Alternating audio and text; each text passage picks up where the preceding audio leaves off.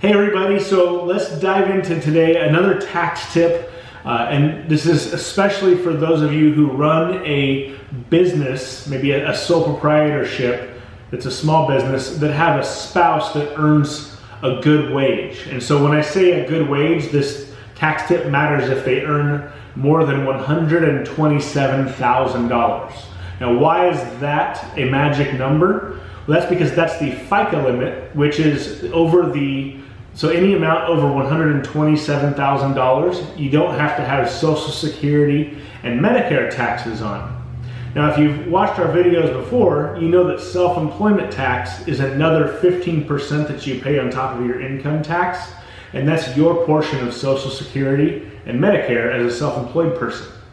So if you've got a Schedule C, which is sole proprietorship, and you have a high wage earning spouse, you can pay them a consulting fee and not have to pay that self-employment tax. So you essentially get a 15% deduction.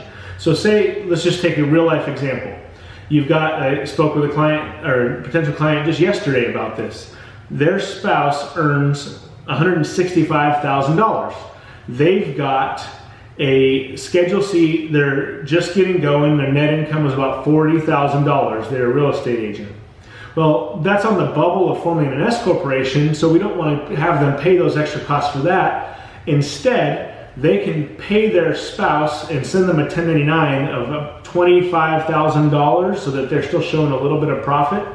They save 15% on that $25,000, which ends up almost being a $4,000 cash extra in your pocket instead of sending it to Uncle Sam, just by filling out a 1099.